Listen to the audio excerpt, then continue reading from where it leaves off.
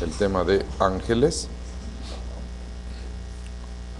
Recordando que en este tema general hay tres subtemas, ¿verdad? Ángeles, segundo subtema Satanás y tercer subtema espíritus malvados, ¿sí? Del primer subtema ángeles tenemos, ¿verdad?, 4 puntos: naturaleza, clasificación, carácter y obra, ¿sí? Su naturaleza, ya lo vimos, a partir de la página 58, tenemos ahí las características en cuanto a su naturaleza, ¿verdad? 5 características, de las cuales con 4 de ellas hacemos la definición, estableciendo que los ángeles son criaturas espirituales, inmortales y asexuales. Después de eso pasamos a la clasificación, ¿verdad? En clasificación vimos el ángel del Señor, primeramente, página 59, concluyendo que ese ángel del Señor puede ser Jesucristo o un ángel poderoso, ¿sí? Fue la conclusión. Después del ángel del Señor tenemos el arcángel, ¿sí? Tenemos el arcángel que, ¿verdad?, la Biblia canónica llama arcángel solo a Miguel, solo a Miguel. De ahí vimos ángeles escogidos, ¿verdad?, que no pueden ser otros sino aquellos que permanecieron fieles a Dios en la rebelión de Luzbel.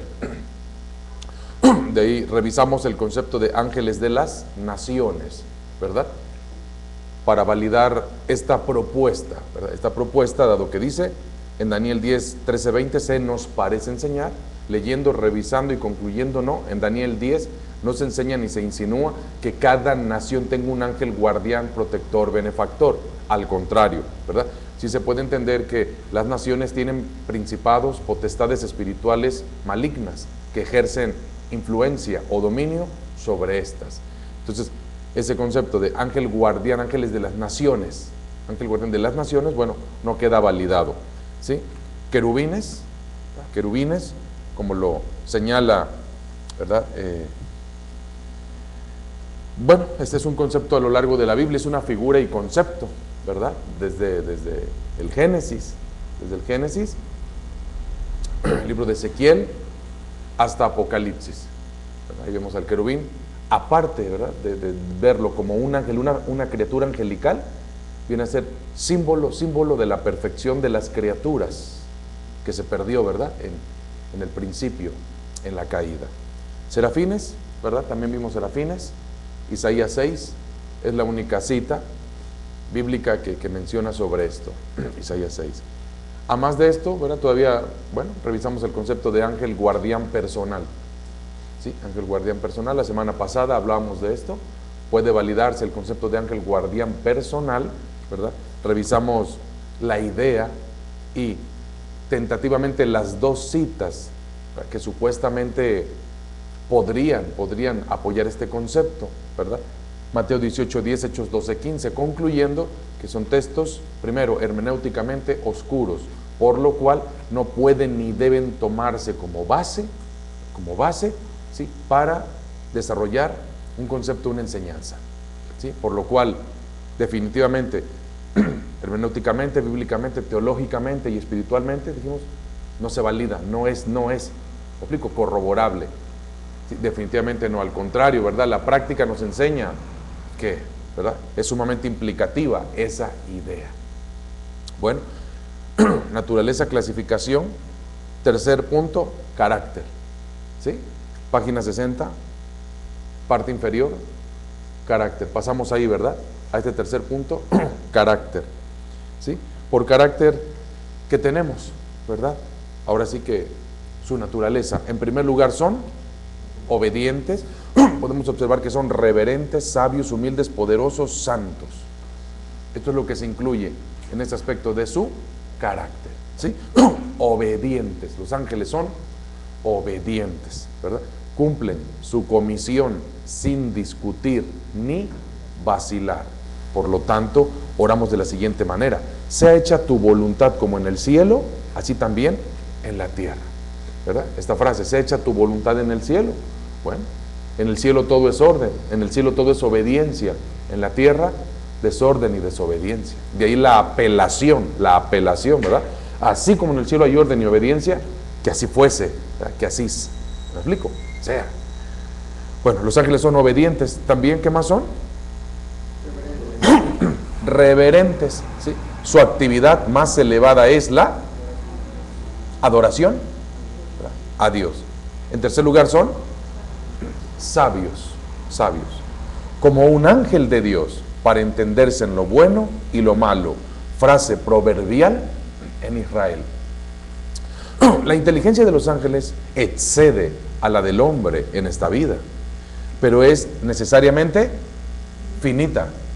Los ángeles no pueden directamente discernir los pensamientos y su conocimiento de los misterios de la gracia es limitado. Es limitado. Un escritor hace la siguiente conjetura. Se afirma que su imagen intelectual es tanto más amplia que la nuestra, que una sola imagen en la mente angélica puede abarcar más detalles que una vida de estudio podría revelarnos a nosotros aquí. ¿Sí? Bueno, entonces si estamos hablando de una existencia diferente, capacidad diferente por ende. ¿Sí? ¿Qué más tenemos? Que los ángeles son, en cuarto lugar, son humildes, ¿verdad? No abrigan resentimientos personales, ni tampoco denuncian o vilipendian a sus opositores, ¿verdad? La humildad, ¿verdad? ¿Qué más? 5, son poderosos, dice la Biblia en el Salmo 103, son poderosos en fortaleza, ¿verdad? En sexto lugar son santos, separados por Dios, y para Él son santos ángeles. Recordando que la palabra santo significa santo, separado, consagrado, apartado. ¿Sí? Son santos, ¿ok? Estos son los 6 aspectos, ¿verdad?, de su carácter. Su carácter, página 61, su carácter. Y esto nos lleva a su obra. ¿Sí? Su obra. Se destacan 3 aspectos. Su obra. Los ángeles son agentes de Dios, mensajeros de Dios, siervos de Dios. ¿Correcto? Sí. En primer lugar, son agentes de Dios. Sí. Se los menciona como ejecutores de los decretos de juicio de Dios. Aparecen ahí algunas citas, ¿verdad? Entonces, alguna función de resguardo, custodia, como en el caso del Edén, cita el Génesis. Agentes de Dios, mensajeros de Dios, mensajeros. Se les menciona, ¿verdad? El vocablo ángel significa literalmente mensajero, ¿verdad? Del griego ángelo, mensajero. Por medio de los ángeles, Dios nos envía anunciaciones, ¿qué más? Advertencias, instrucción, aliento, revelación. Ahí está. ¿Sí? Son, ¿verdad? Mensajeros. En tercer lugar son siervos de Dios, ¿sí? Como dice Hebreos, no son todos espíritus administradores enviados para servicio a favor de los que serán herederos de salud. Los ángeles son enviados para sostener o confortar, ¿sí? ¿Para qué más? Para preservar. ¿Para qué más? Para liberar. ¿Para qué más? Hay entre paréntesis para interceder. Entre paréntesis, márquelo, entre paréntesis, ese para interceder. ¿Sí? Entre paréntesis. Cuidado con ese concepto, ¿verdad? Los ángeles no son intercesores. Bueno, ya sabemos que creencias existen muchas, pero bíblicamente, ¿verdad? Cuidado que se quiere dar a entender o se vaya a entender por intercesores, ¿verdad? En algunos momentos ya se ha comentado y he comentado, a reserva de verlo en la doctrina particular. Después de estamos en ángeles, hombre, pecado, Jesucristo, llegaremos al tema de Jesucristo y después al Espíritu Santo, y al hacer una revisión veremos que, ¿verdad?, ni Jesucristo ni el Espíritu Santo vinieron para ser intercesores, ¿sí? Ni tampoco los ángeles no son intercesores, ni Pedro, ni Pablo, ni Juan no son intercesores. Bíblicamente no existe eso, no existe ese concepto, no existe esa idea. Bíblicamente, me explico, es contrario, es contrario. Leyendo la Biblia, en Juan 14, Jesús hace unas declaraciones a los discípulos, ¿verdad? Hasta ahora nada habéis pedido en mi nombre, pedid y se os dará. Todo lo que pidierais al Padre en mi nombre será hecho. Si algo pidieres en mi nombre será hecho. Un conjunto de textos que simplemente reflejan, ¿no?, que hay acceso directo del hombre con su Dios, sin un sistema intercesor intermediario. Esa es la voluntad de Dios, esa es la enseñanza de Jesucristo en la Biblia, esa es la necesidad del hombre, ¿sí? Es lo que Dios ha favorecido y facilitado al hombre, ¿verdad? La creencia de un sistema intercesor, los hombres deben pedir a los santos que fueron hombres como nosotros y nos entienden. Los santos deben pedir ante María, ¿ver?, que es la madre de Jesús. María, o dicen comúnmente la madre de Dios, erróneo, fue la madre de Jesús, ¿sí? Y María, ¿verdad?, lo pide ante el Hijo, y el Hijo, que no le puede negar nada a su madre, lo consigue ante el Padre. Este sistema, ¿no?, burocrático intercesor, bíblicamente no existe. Lo que Jesús enseña, ¿verdad?, lo que queda plasmado de Jesús en los evangelios es: pide directamente. Y cuando razonamos esto, creo que se valida tan sencillo, porque al principio la relación original era Dios-hombre. ¿Correcto? La relación al principio era directamente Dios-hombre. Que esa relación, ¿verdad?, encontró un obstáculo, una barrera, ¿me explico? Una separación, llámese el pecado, ese fue el problema. Pero el segundo Adán, Jesucristo, viene para restaurar, viene para ayudar, viene para sanar, viene para reconciliar al hombre con Dios, y de esa manera restablecer esa comunión directa. ¿Me explico? Directa, ¿sí? Dios, hombre, Dios. ¿De acuerdo? Por eso es que la enseñanza y obra de Jesucristo deja finalmente esa palabra, permítaseme decir, como herencia, ¿no?, a sus discípulos y a todos. ¿Sí? A partir de ahora pide directamente y será hecho. ¿Sí? Jamás, lejos estuvo de insinuar Jesucristo, ¿verdad? Tienes que pedir A para que te ayude a ser escuchado y a conseguir. ¿Me explico? Entonces eso no existe en la Biblia. Todo esto sale porque los ángeles no son intercesores. Se ha desarrollado en la ideología, ¿verdad? Se ha desarrollado, ¿verdad?, en la religiosidad, se ha desarrollado en muchas formas, colores y sabores, ¿verdad? Hubo una diseminación de razas, ¿verdad? Y los hombres, al irse a los diferentes lugares y continentes, se llevaron la idea original de las cosas, pero las torcieron, ¿sí? Y se pervirtieron totalmente, ¿sí? Totalmente. Entonces, pedirle a los ángeles, no, los ángeles son mensajeros, son mensajeros, no son intermediarios. Hay que pedirle al ángel tal, al ángel tal, no, es hablar directamente con Dios. ¿De acuerdo? Es hablar directamente con Dios. ¿Sí?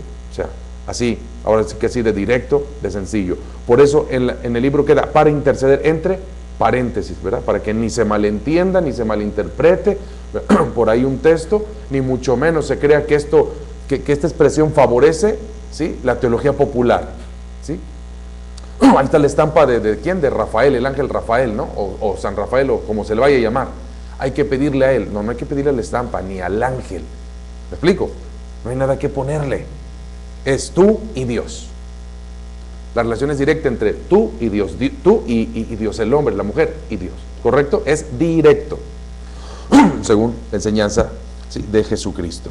Entonces, para interceder entre paréntesis, y después de para interceder, aún dice, para ejercer ministerio en favor de los justos después de la muerte. ¿Ya vio esa frase? Aparece Lucas 16:22. Igual, quisiera que esa frase no se vaya a malentender. Lucas 16:22, que registra el caso de el rico y Lázaro. El rico y Lázaro. Y señala, ¿verdad?, que bueno, pues había un hombre rico que banqueteaba cada día, etcétera, etcétera. Y a su puerta un llagoso mendigo Lázaro, etcétera. Llegó el día en que ambos murieron. El rico fue al lugar de tormento, Lázaro fue al seno de Abraham o paraíso, ¿verdad?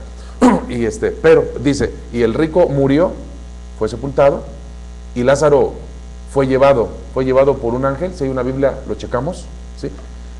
Y Lázaro fue llevado por un ángel al seno de Abraham o paraíso. Ahí es donde aparece la figura del ángel, que lo llevó, ¿sí? Esto debe tomarse con mucho cuidado, ¿sí? Lucas 16:22. Esto debe tomarse con mucho cuidado, ¿verdad?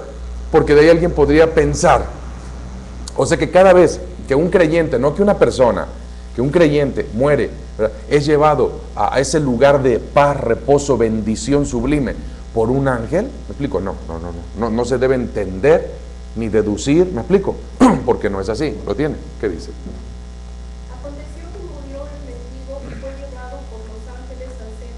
Ahí está, murió el mendigo Lázaro y fue llevado por ángeles al seno de Abraham. Ok, de esa expresión, ¿verdad? Que no generaliza, ¿me explico? Sí, debemos entender que no es para hacer una regla, porque se habla de que muchos otros murieron, ¿verdad?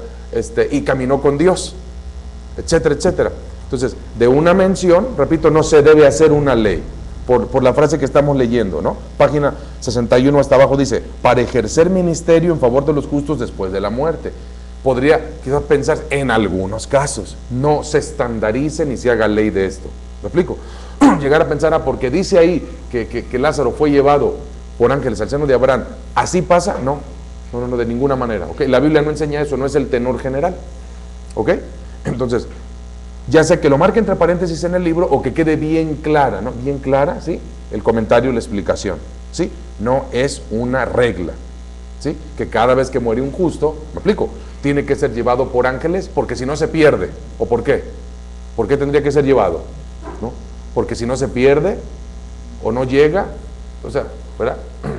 Serían preguntas inmediatas, aunque algunas incorrectas, ilógicas o hasta infantiles.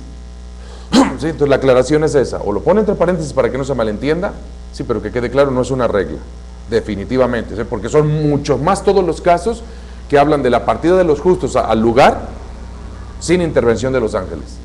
¿Me explico? Sin intervención de los ángeles. Al contrario, sería un concepto delicado, puesto que desde el antiguo Egipto había un personaje, un hombre con cabeza de halcón llamado Horus, ¿verdad? Que era el que trasladaba a los muertos, ¿sí?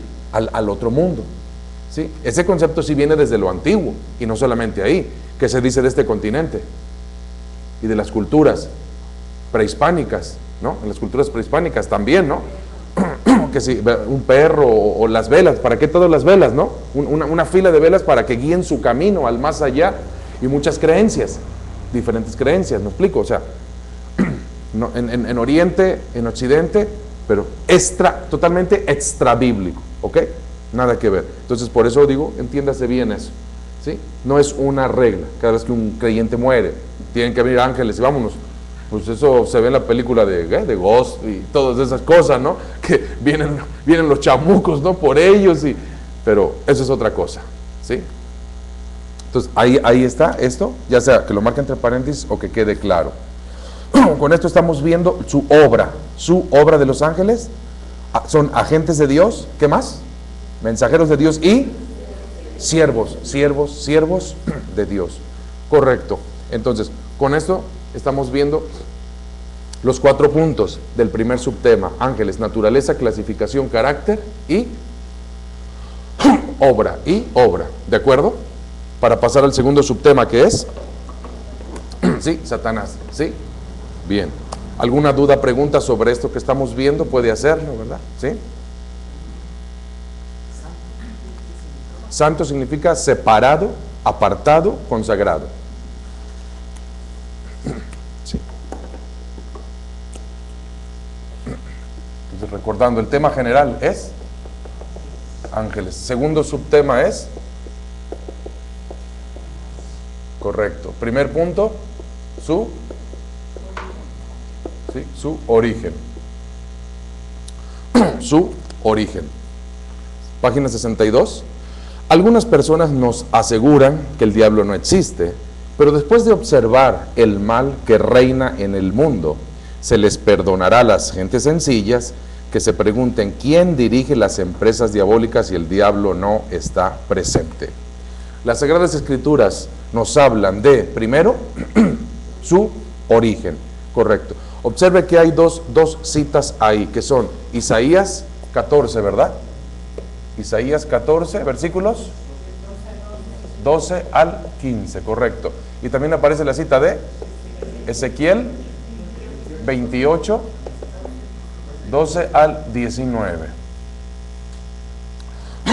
Las 2 citas son muy importantes, son las únicas 2 citas en la Biblia que hacen alusión al origen, ¿verdad? Y al entrar aquí llegamos a un punto nuevamente donde entre las muchas cosas que se van a observar o aprender, la primera es corregir esa pregunta popular que a veces se escucha: ¿quién creó al diablo? ¿Ok? Es una pregunta que se escucha, que está diseminada en el ambiente, ¿verdad? Y que ha sido tomada, ¿verdad? Y nada bueno puede proceder, puede derivarse de lo que desde el principio está mal. De ahí que ateos, escépticos, librepensadores, críticos, burladores, que poco quieren, ¿verdad? Poco quiere el sapo para saltar al agua, y poco quieren muchos para abanderarse y decir, ¿cómo me hablas de un Dios bueno que creó? ¿A quién? Al diablo, a Satanás. Entonces es una pregunta que muchos lanzan, ¿verdad? ¿Quién creó al diablo? Y el inocente incauto contesta, contesta Dios, ¿no? Y ya se puso la soga. ¿Me explico? Es una trampa. Pero esto a su vez, ¿de dónde viene? Viene primero de la existencia, del concepto que ya está ahí en el aire. ¿Ok? ¿Qué es lo primero que hay que corregir? Como hemos dicho, ¿no? Que la teología nos tiene que servir para detectar palabras, expresiones o preguntas incorrectas. ¿Quién creó al diablo? Ahorita que vamos a leer sobre todo Ezequiel, nos vamos a dar cuenta, ¿no? ¿Cómo fue la creación de Luzbel?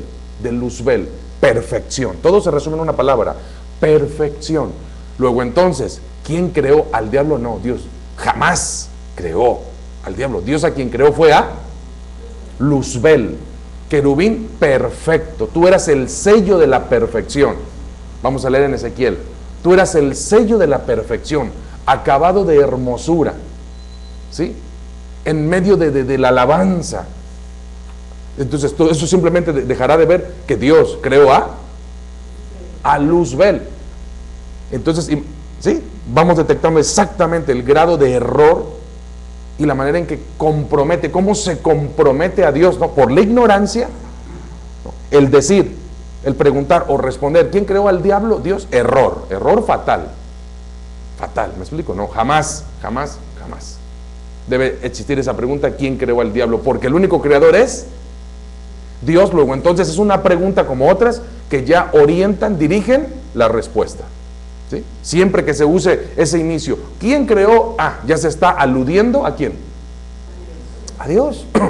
Entonces, de ahí que tiene que revisarse, educarse, ¿no? Corregirse, cuidado con la manera de preguntar, para no comprometer a Dios, ¿ok?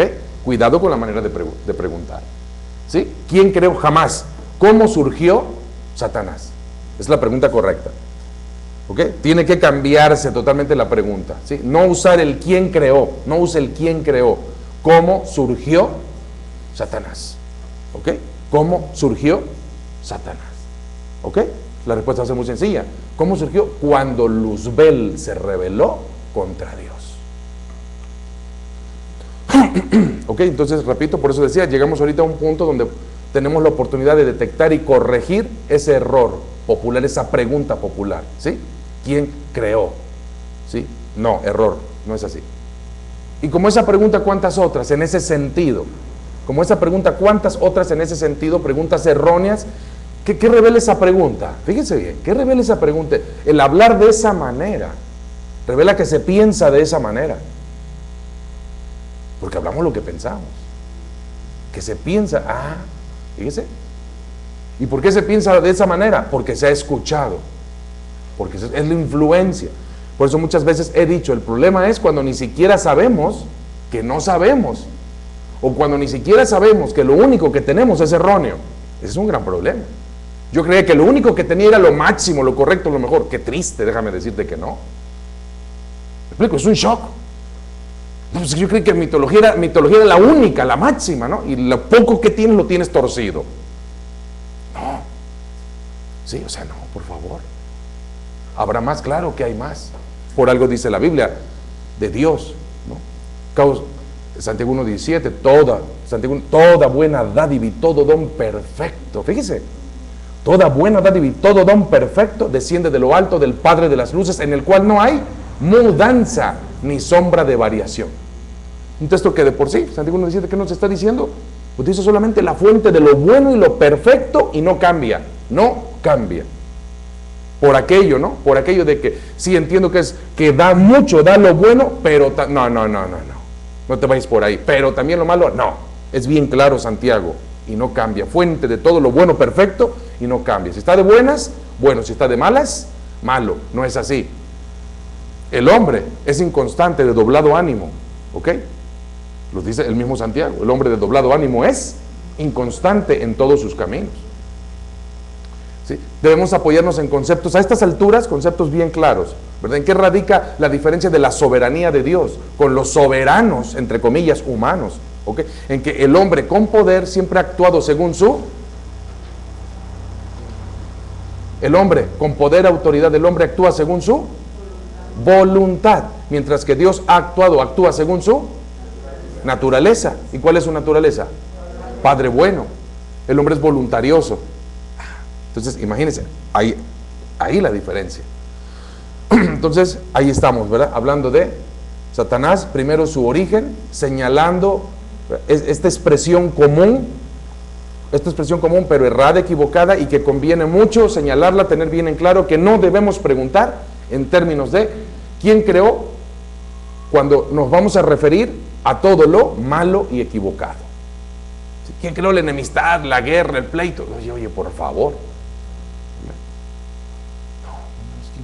Y más cuando son preguntas, repito, que por esencia incluyen, inmiscuyen, involucran o responsabilizan a Dios. O sea, olvídelo.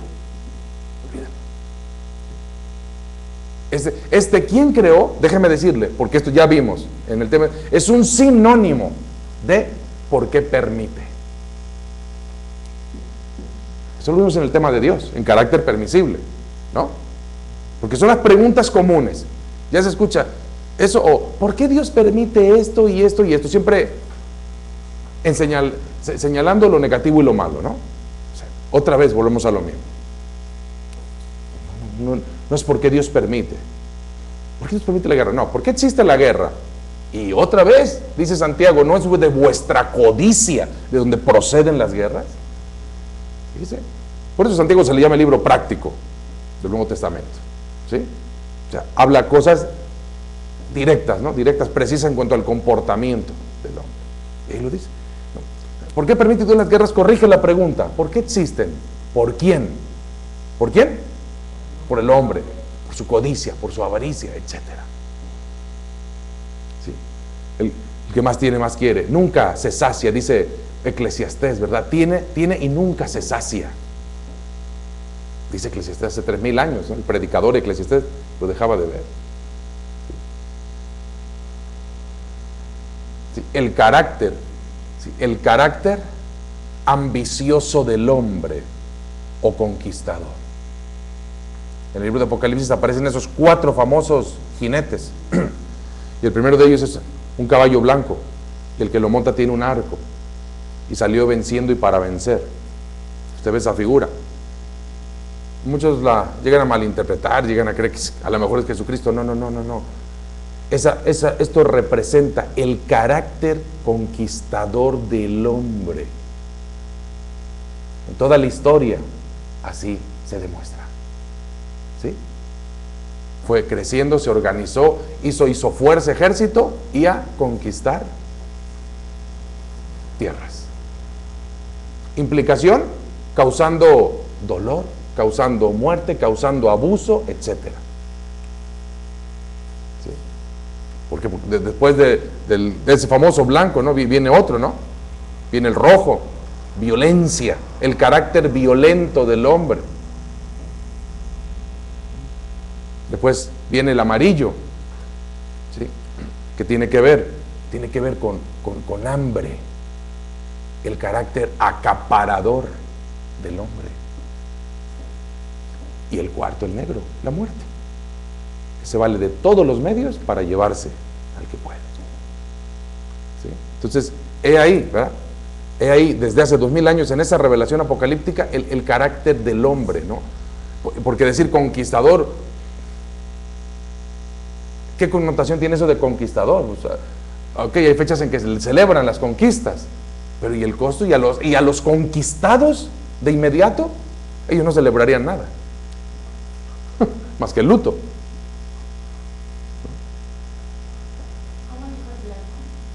Carácter conquistador del hombre. ¿Sí? Entonces,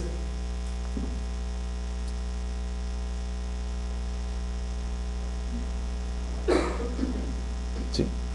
Su origen, Satanás, ¿sí? Las formas de expresión, ¿por qué Dios permite? No es por qué Dios permite. Es por qué existen, ¿no? ¿Por qué existen las guerras, el hambre, la miseria? ¿Por qué existen? ¿Por qué Dios permite la miseria? No, ¿por qué existe la miseria? Correcto. ¿Por qué Dios permite el hambre? No, ¿por qué existe el hambre? ¿Quién es el acaparador? ¿Quién? El que esconde, ¿verdad? El que hace encarecer. ¿Me explico? El que, etcétera, etcétera. Por codicia, avaricia, etcétera. ¿Me explico? ¿Quién? El hombre. ¿Está claro? Todo eso debemos tenerlo, ¿no? Claro, presente. ¿Sí? Y ojalá esto clarifique el pensamiento para que la expresión también sea correcta. ¿Sí? Y no equivocarse al hablar, responsabilizando a Dios de los problemas que ha hecho el hombre, ¿no? Dios todo lo hizo bueno, pero el hombre ha estropeado la obra. Bueno, entonces, ¿sí está claro este punto? Este punto inicial aclaratorio, no debemos nunca decir quién creó al diablo. ¿Está claro? En cambio, la corrección, ¿cómo queda? La pregunta debe ser, ¿cómo surgió Satanás? No quién creó, ¿cómo surgió Satanás? Esa es la pregunta correcta. ¿Sí? Y así como esta corrección de pregunta, muchas otras.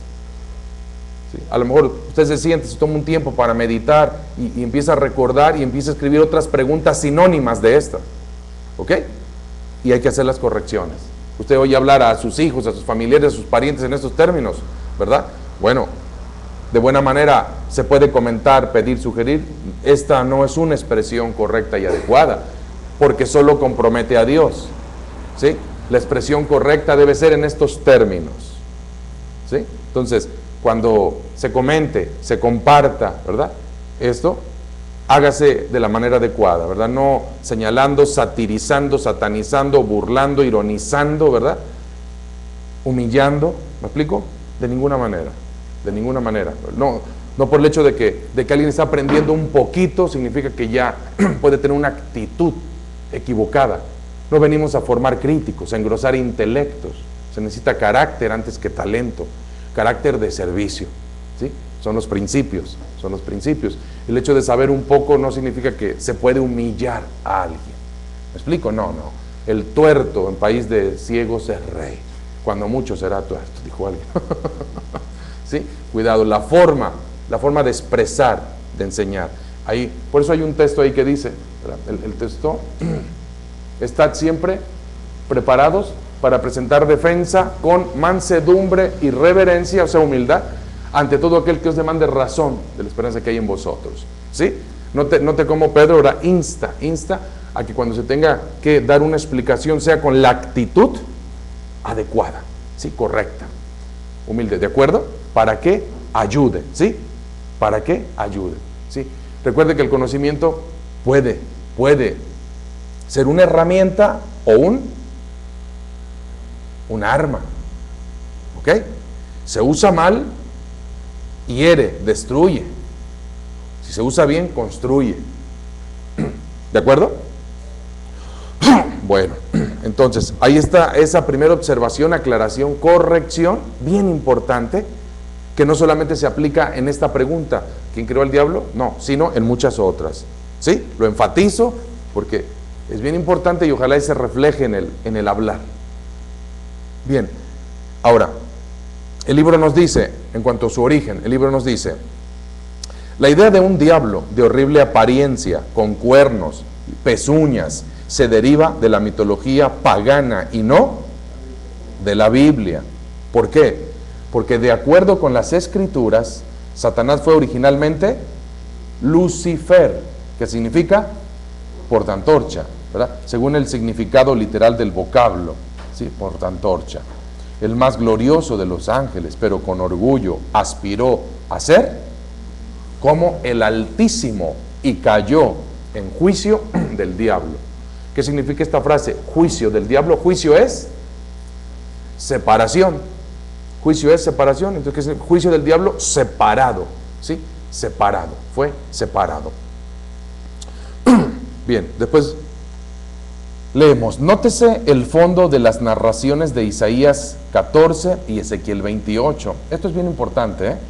Dice, la gente se ha preguntado por qué la narración está dirigida a los reyes de Babilonia y de Tiro, antes de informarse con respecto a la caída de Satanás. Una de las respuestas sería en el sentido de que el profeta describió la caída de Satanás con un propósito práctico. Algunos de los reyes de Babilonia y Tiro reclamaron para sí en forma blasfema adoración, como si fueran seres divinos. ¿Sí? E hicieron de sus súbditos juguetes de su despiadada ambición. Para advertir a los tales, los profetas inspirados de Dios descorrieron el velo del pasado lejano y presentaron la caída del ángel rebelde que dijo, seré semejante al Altísimo. La lección sería la siguiente: si Dios juzgó, porque el libro dice castigó, cambie castigó, castigó entre paréntesis y arriba póngale juzgó.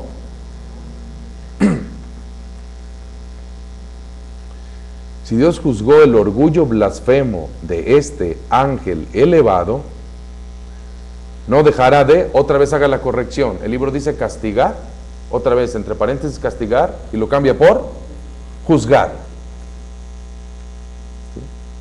¿Sí? Haga la corrección ahí en el libro, no dejará de juzgar a cualquier monarca que se atreva, ¿verdad?, a usurpar, que crea, ¿verdad?, el lugar de Dios.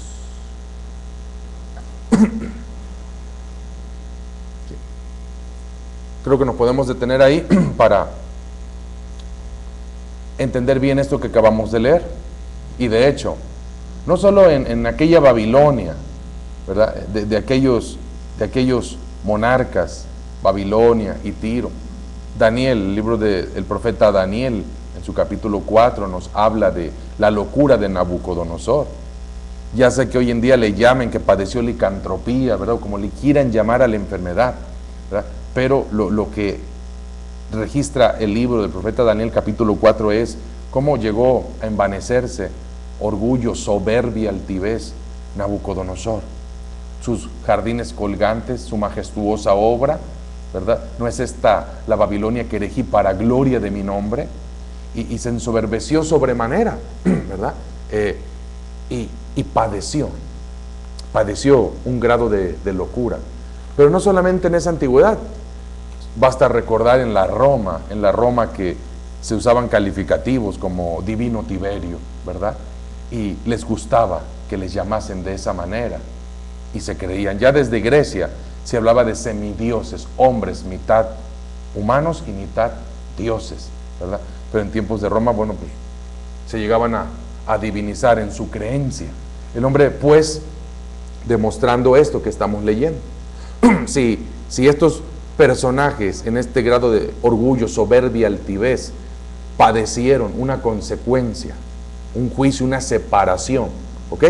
Entonces, por eso es que al leer Isaías 14 y Ezequiel 28, inicialmente los pasajes dicen del profeta, levanta endecha sobre el rey de Tiro y de Sidón y diles, así ha dicho el Señor.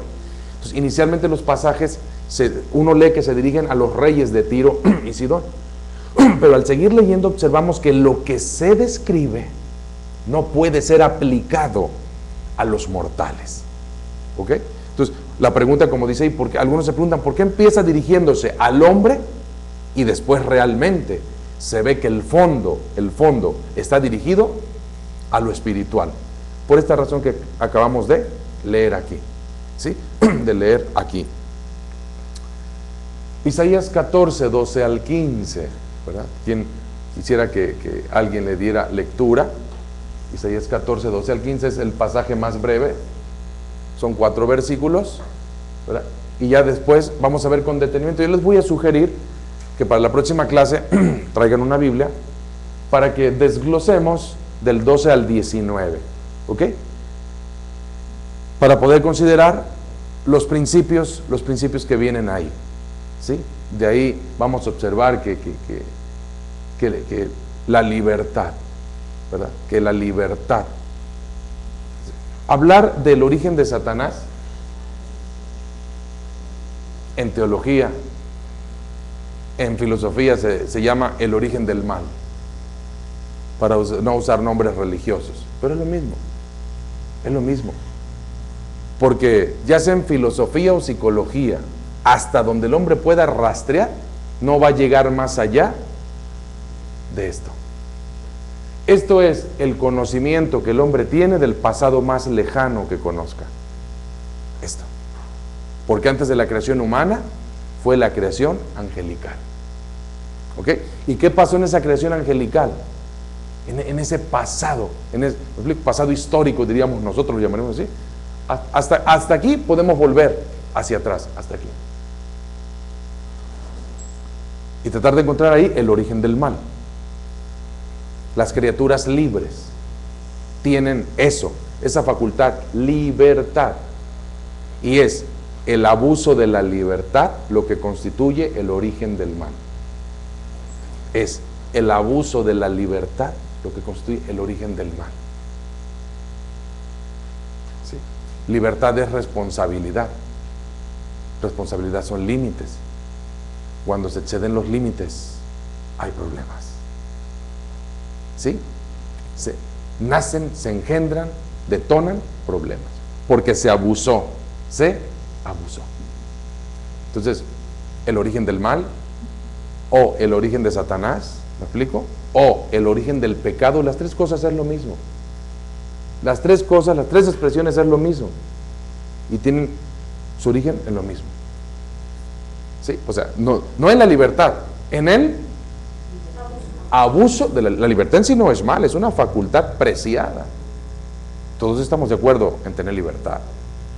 Todos estamos de acuerdo en tener libertad. Pero sabemos que esa libertad implica responsabilidad. Cada quien es responsable del uso. Luzbel abusó de la libertad. Hay abuso mental cuando se permite la tentación. Hay abuso mental. Muchos se autoengañan. Mientras no lo haga, no es problema, no es pecado. Y Jesús dice, si tú lo tienes ahí, estás fallando. Porque lo que se retiene, engendra. Y terminará dando a luz algo.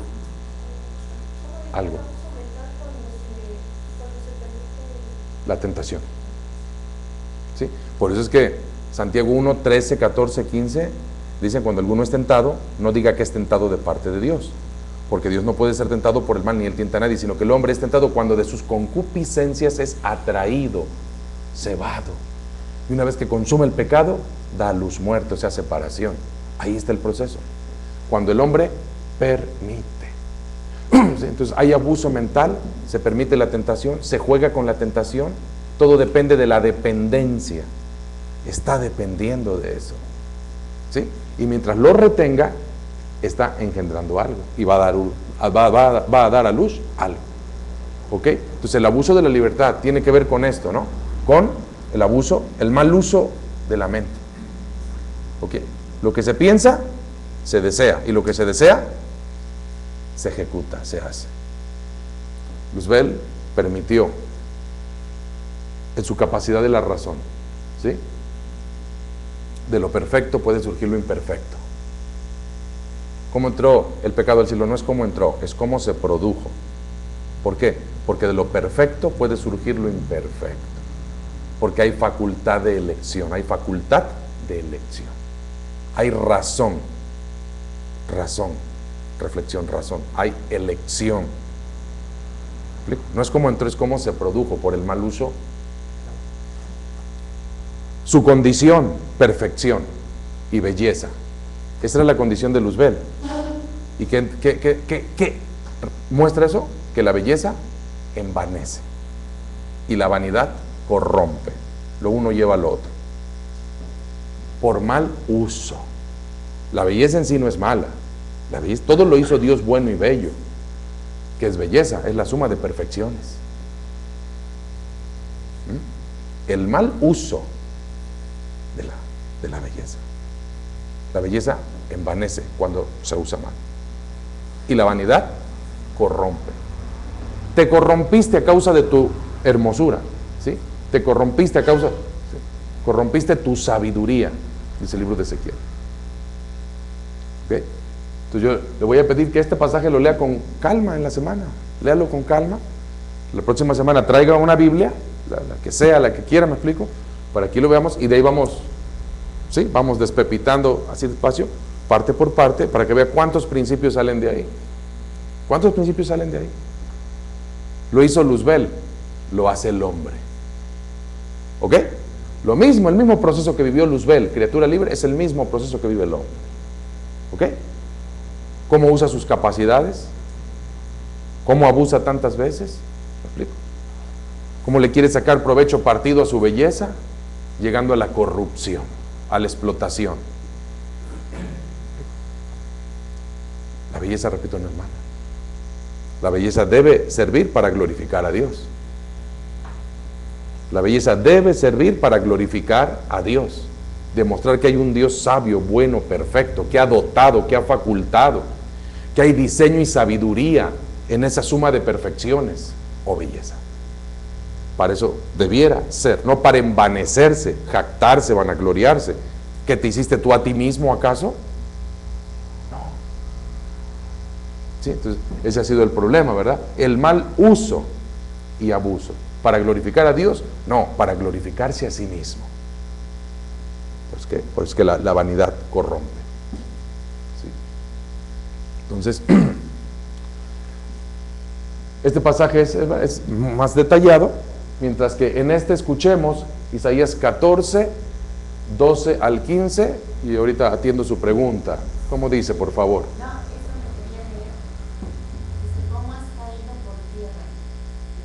Sí.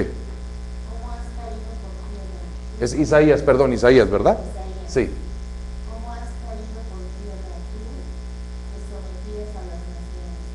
Decías subir a los cielos y levantaré mi trono por encima de las estrellas de Dios.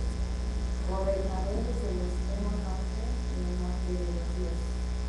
Subiré a la cresta más alta de las nubes. Seré semejante al Altísimo, que va a ser arrojar a los egipcios. Sí. Correcto, ahí está. Acá, literalmente, ¿cómo dice? 12 al 15. ¿Cómo caíste del cielo, oh lucero, hijo de la mañana? Botado fuiste por tierra, tú que debilitabas a las naciones, tú que decías en tu corazón, subiré al cielo, en lo alto, junto a las estrellas de Dios, levantaré mi trono, y en el monte del testimonio me sentaré a los lados del norte, sobre las alturas de las nubes subiré y seré semejante al Altísimo. Mas tú, derribado eres hasta el Seol, a los lados del abismo. Bien, ahí está. Cuando usted lea Ezequiel 28, 12 al 19, va a encontrar, es un pasaje paralelo, pero mucho más descriptivo, ¿sí? Mucho más descriptivo, ¿sí? De su creación misma, ¿verdad? Cómo fue creado en medio de tamboriles, de música, o sea, en medio de alabanza, ¿sí? De perfección. Y va a encontrar esas frases que ya mencioné. Tú eras el sello de la perfección, querubín grande, protector, etcétera, ¿sí? Y repito, a reserva de que lo lea, se trae una Biblia y aquí lo checamos, ¿sí? Para hablar de esto, de el origen de Satanás. El origen de Satanás, ¿cómo se originó? Bueno, ahí está el proceso, Partimos de una criatura libre, con las facultades, por eso está dicho, ¿verdad? Ahí está la facultad de la razón, percepción y volición. ¿Qué significa esto? La capacidad que se tiene de razonar, percepción, sentir y volición, determinar. ¿Ok? Aquello que tiene esas tres cualidades, capacidades, eso es personalidad. Eso tiene personalidad. ¿Sí? Es el componente de la personalidad. Y lo tenía Luzbel, si usted observa, lo tenía. ¿Ok? Tenía capacidad de inteligencia. ¿Sí? Tenía capacidad de percibirse a sí mismo. Y de ahí abusó. Y finalmente determinar. Y es lo mismo que tiene el hombre. Razón, percepción Volición, se llama volición a la voluntad, ejercicio de la voluntad.